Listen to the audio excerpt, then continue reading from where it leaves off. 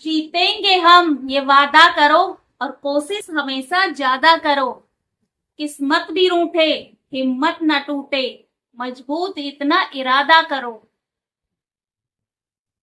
Hello friends, welcome to my YouTube channel Chaudharan the motivational speaker.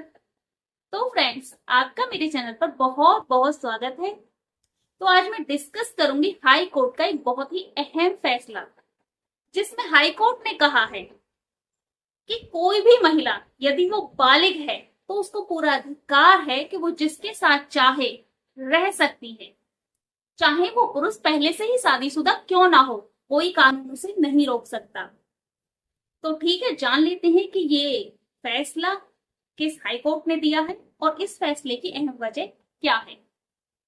तो ठीक है, बिना किसी समय को गवाए स्टार्ट करते हैं वीडियो को।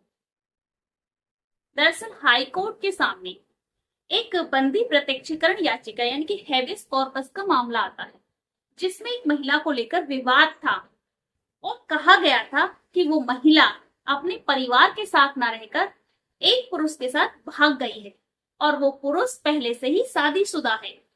इस पर राज्य के वकील ने कहा कि वो पुरुष अपनी पत्नी को छोड़ चुका है और तलाक की प्रक्रिया आगे बढ़ाने के बारे में सोच रहा है।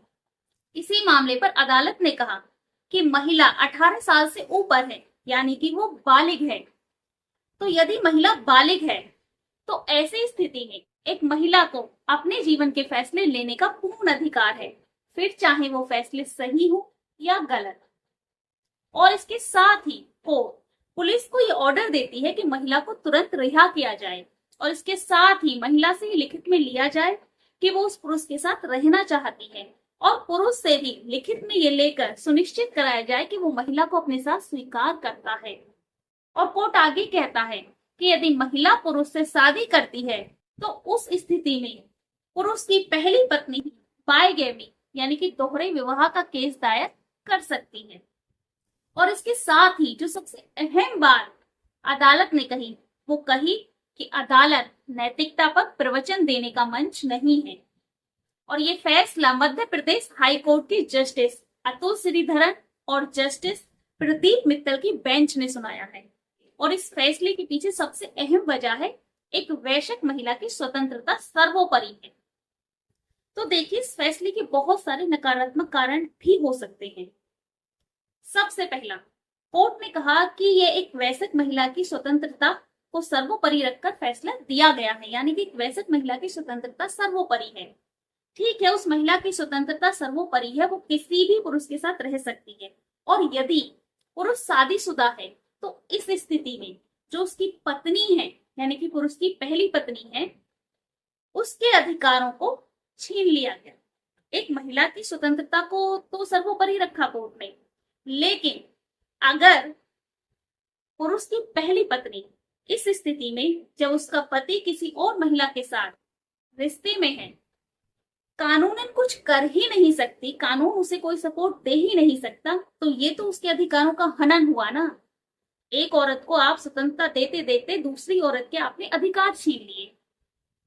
दूसरा, यदि कोई पुरुष किसी और महिला के साथ रिश्ते में रहता है शादीशुदा होते हुए भी और कानूनन उसकी पत्नी कुछ नहीं कर सकती, तो दोहरे विवाह जैसा केस करने का कोई मतलब नहीं बनता ना। जब वो उसे रोक ही नहीं सकती, अपने परिवार को बचा ही नहीं सकती कानूनन, तो कोई मतलब नहीं बनता दोहरे विवाह के केस करने का भी।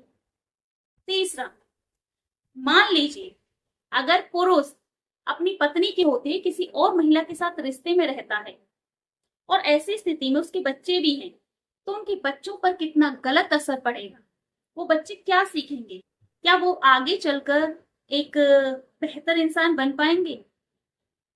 क्योंकि कहा जाता है कि माँ का काम बच्चों को परवरिश देना होता है, बच्चों को संस्कार देना होता है। तो पिता से बच्चे बहुत सारे आदर्श सीखते हैं, वो अपने पिता से सीखते हैं कि समाज में उनको कैसा व्यवहार करना है और बहुत सारे सामाजिक तौर तरीके वो अपने पिता से सीखते हैं। लेकिन जब पिता ही एक, मैं तो यही कहूंगी, चरित्रहीनता दिखाएगा या किसी और औरत के साथ रहेगा, तो बच्चों पर उसका क्या असर पड़ेगा? क्या वो बच्चे कभी भी एक अच्छे नागरिक बन पाएंगे? क्या उनका पूरा फ्यूचर स्पॉइल नहीं हो जाएगा? और अगर पिता किसी और के साथ है, अगर ऐसी स्थिति में माँ भी अपनी जिम्मेदारी से मुंह मोड़ते हुए किसी और के साथ हो रही तो बच्चों का क्या होगा? वो तो माँ बाप के होते हुए अनाथ हो जाएंगे और उनका पूरा जीवन बिल्कुल बर्बाद हो जाएगा। तो ये फैसला नहीं बल्कि भारतीय संस्कृति पर एक तमाचा है। और कोई भी फैसला जब दिया जाता है तो नैतिकता को भी आधार मानकर दिया जाना चाहिए। और हालांकि इस पर तो कोर्ट ने पहले ही कह दिया है कि अदालत नैतिकता पर प्रवचन देने का मंच नहीं है। और सबसे बड़ी बात, ऐसे फैसलों से समाज का शादी जैसी संस्था पर, परिवार जैसी संस्था पर से विश्वास उठ जाएगा। कोई इंसान जब उसको सिक्योरिटी नहीं मिल रही, कोई भी कानूनन उसका पार्टनर जिसके साथ चाहे रह सकता है, कानूनन उसे पूरी आजादी है, तो कोई भी इंसान शादी क्यों करेगा? जब उसे पता है कि अगर उसका पार्टनर बीच में उसे धोखा देकर चला गया किसी और के साथ और हम कानून कुछ नहीं कर सकते, तो शादी पर से लोगों का विश्वास उठ जाएगा। तो ये फैसला मेरे हिसाब से तो बिल्कुल ही गलत है। और बाकी आपकी इसके बारे में क्या राय है मुझे कमेंट करके जरूर बताइएगा। और मैं एक और बात बता दूं कि इससे पहले मैंने इस फैसले पर एक वीडियो डाली थी, बट मेरे थोड़ी कंफ्यूजन की वजह से वो वीडियो हाई कोर्ट ना होकर वो सुप्रीम कोर्ट हो गया था। दरअसल ये फैसला सुप्रीम कोर्ट ने नहीं बल्कि मध्य प्रदेश हाई कोर्ट ने दिया था, और उसके लिए मैं क्षमा चाहती हूँ। इसलिए मैंने उस वीडियो को इमीडिएटली अपने चैनल से डिलीट कर दिया।